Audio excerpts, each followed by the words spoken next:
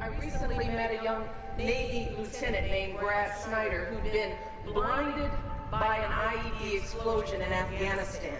He said this, he said, "I am not going to let my blindness build a brick wall around me. I give my eyes 100 times again to have the chance to do what I have done and what I can still do."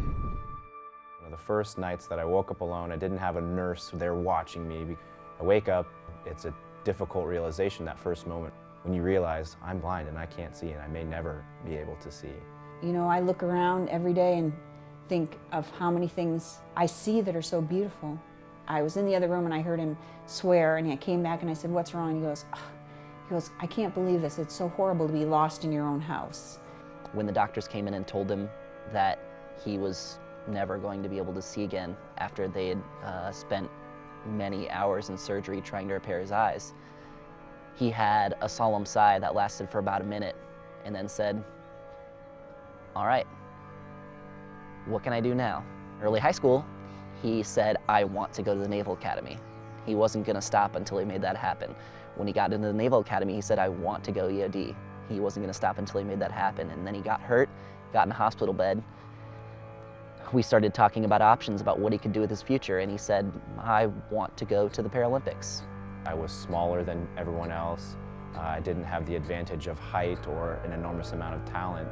And through the mentorship of my father, we decided that the way that I would succeed in swimming is just by working harder than everyone else. Bradley Snyder of the USA with 57.18, the fastest qualifier, goes in 4. He wasn't doing it for himself. He was doing it to prove to his family and his friends that he was going to be okay. Schneider there saying, "I can't hear you." I was 4 inches away from being dead. And I really wanted that story to come true. A year later, I won a gold medal. Take your mark. Schneider away very, very quick. That will erase the badness of that day. From now on, we can look at that day as a great day in all of our lives. Anything he wanted to get done, he was going to get done. They're all in a line. Lane number 5, Ho Yang from China. But now the challenge from Bradley Snyder in 4. Snyder's coming through for the USA. Bradley Snyder into the lead.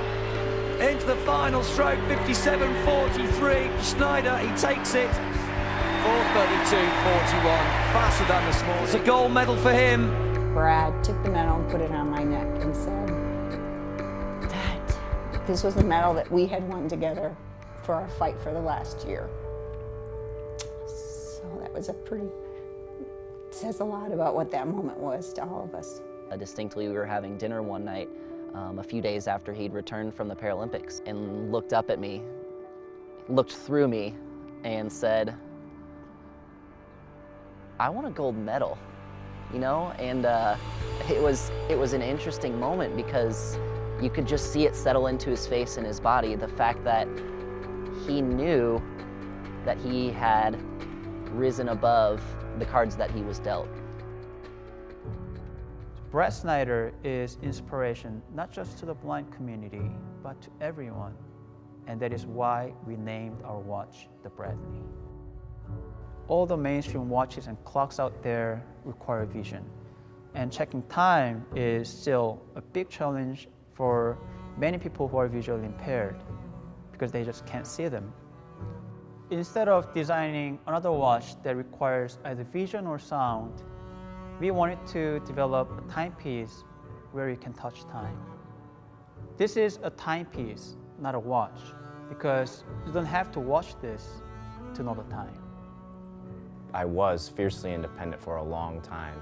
I don't like asking for help, and so every time that I have the opportunity to find a new method or a new technique or a new technology that enables me to do something autonomously, it's very exciting to me, and I gain that autonomy back a little bit. We quickly realized that people who are sighted are also very highly interested in a timepiece that allow them the freedom to check time without having to look at it. Who has not found themselves in a scenario where during the classroom, the meetings, interviews, or even dinner with in-laws, they just can't look at their watches or flash their smartphone to check time. It's rude and embarrassing. The way it works is By touching the titanium surface, you will feel the location of two metal spheres, one indicating minute, one indicating hour.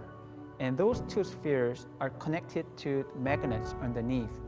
So when you touch them, if you touch them too hard, it might move a little bit, but it will always springs back to where it should be.